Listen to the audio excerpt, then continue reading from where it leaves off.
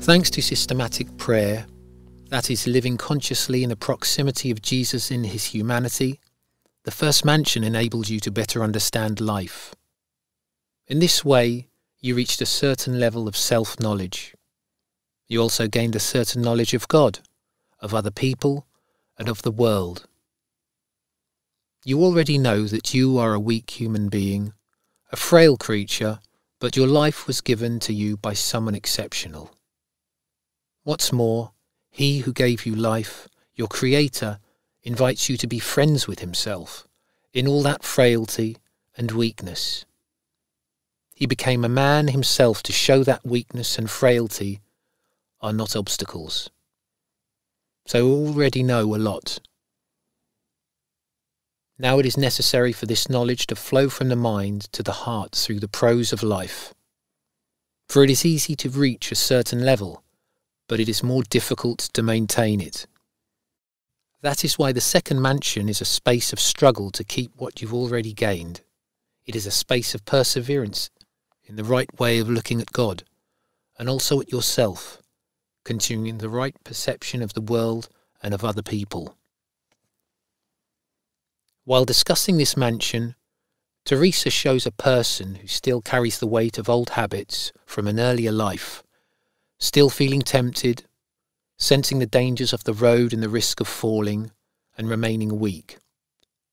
But unlike the first mansion, this person is characterized by determination to continue with a strong resolution to entrust oneself to God. Moreover, a person of the second mansion already hears the voice of God and desires to follow it, longing for God. Earlier in the journey, motivated by curiosity, fascinated and attracted by the adventure which awaited, this person entered the castle, its first mansion, but was profoundly deaf.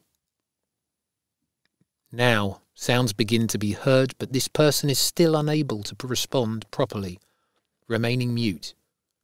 There is some feeble answer with words and actions, and for a time, that is enough for God. But the person is not satisfied with oneself, with the possibilities that remain unrealized. This person would like to be perfect, but this is only the beginning of the way. This person is in prayer but not satisfied with praying. They read the Word of God but do not understand everything. They help others but know they could do more. All the time this person feels unsatisfied with their response to God's invitation, disappointed and sometimes irritated. They want more, but don't know how. And here the issue is not how to do more, but is in persevering in what can be done now. It is the fight against the urges for a quick result. God speaks and shows the ideal. It is for you to do as much as you can today with the hope that one day you will do more.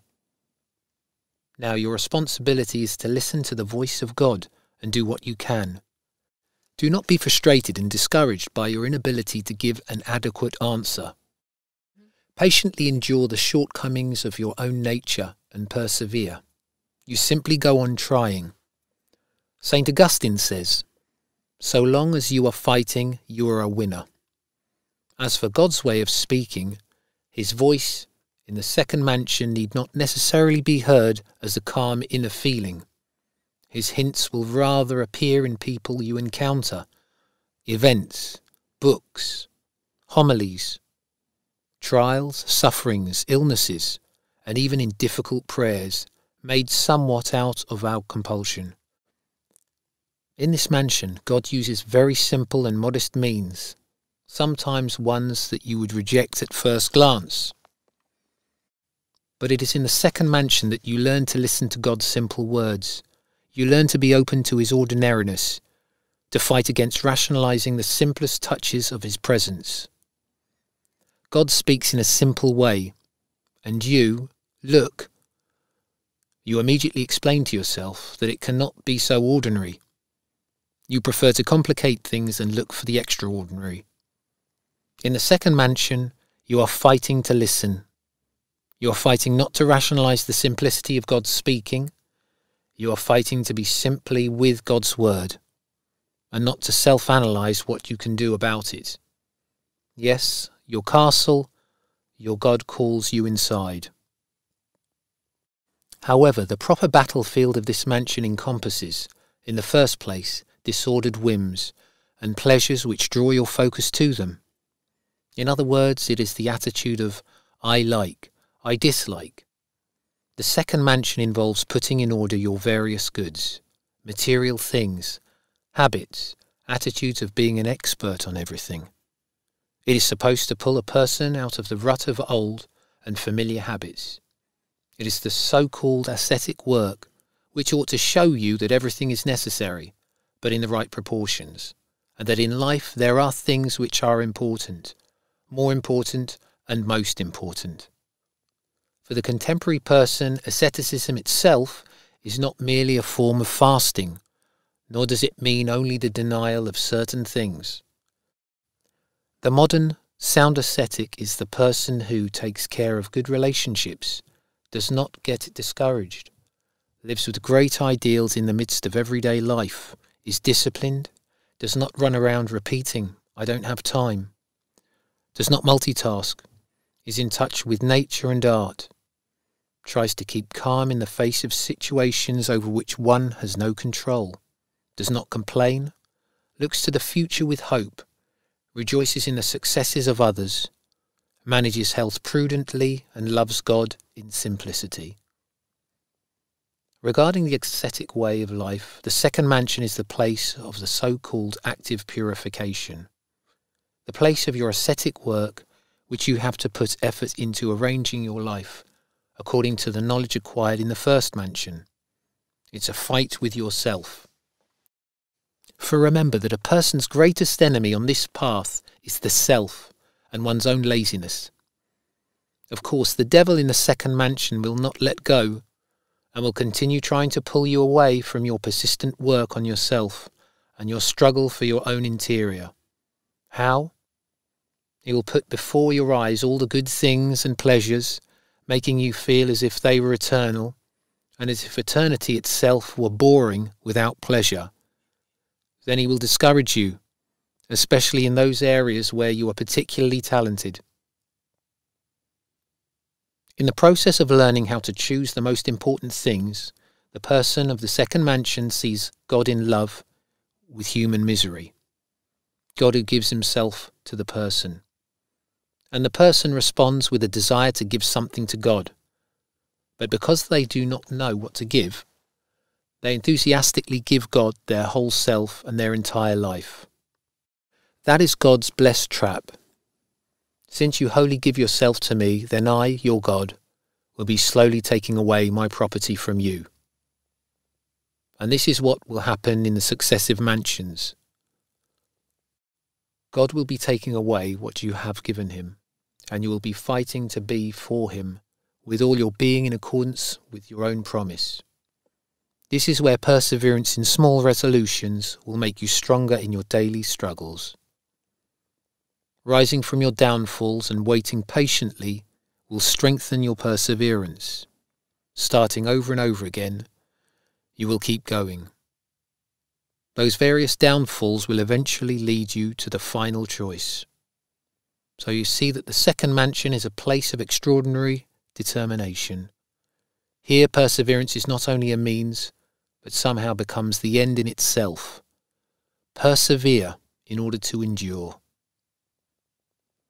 What's interesting, despite the difficulties, Theresa is sympathetic to the residents of the second mansion, and she describes their anguish with maternal tenderness and compassion. Why? Because she sees in them herself, and the 20 years of her personal struggle.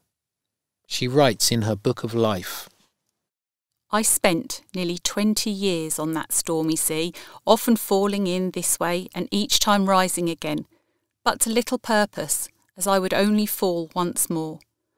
My life was so far from perfection that I took hardly any notice of venial sins. As to mortal sins, although afraid of them, I was not so much so as I ought to have been, for I did not keep free from the danger of falling into them. I can testify that this is one of the most grievous kinds of life which I think can be imagined, for I had neither any joy in God nor any pleasure in the world. When I was in the midst of worldly pleasures, I was distressed by the remembrance of what I owed to God. When I was with God, I grew restless because of the worldly affections. This is so grievous a conflict that I do not know how I managed to endure it for a month, much less so for many years. The real struggle of a person in the second mansion is prayer. Prayer involves working in the king's garden. Here a person removes the weeds of old and familiar habits and nurtures the soil of the spiritual life. By praying regularly, a bucket is dropped into the well, but often it returns completely empty. There is a struggle with a sense of uselessness and powerlessness. In reality, however, the lack of results is not a big deal, for God Himself will complete this work. What is the point then of striving in prayer and of all those negative feelings? Well, God makes you feel your powerlessness so that you experience your own uselessness and feel that God is needed in your life.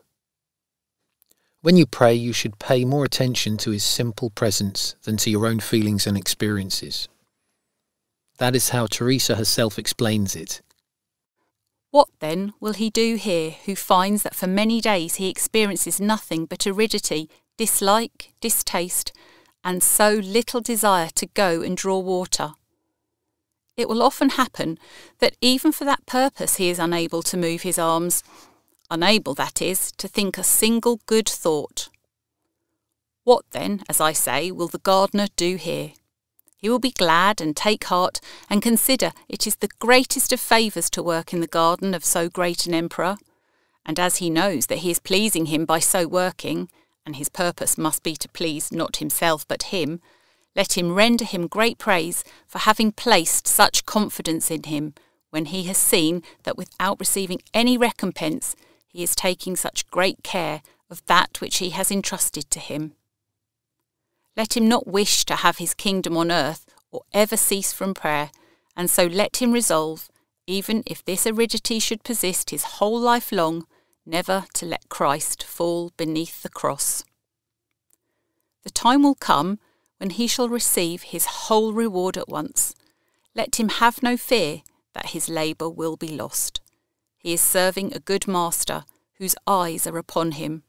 Let him pay no heed to evil thoughts, remembering how the devil put such thoughts into the mind of St. Jerome in the desert.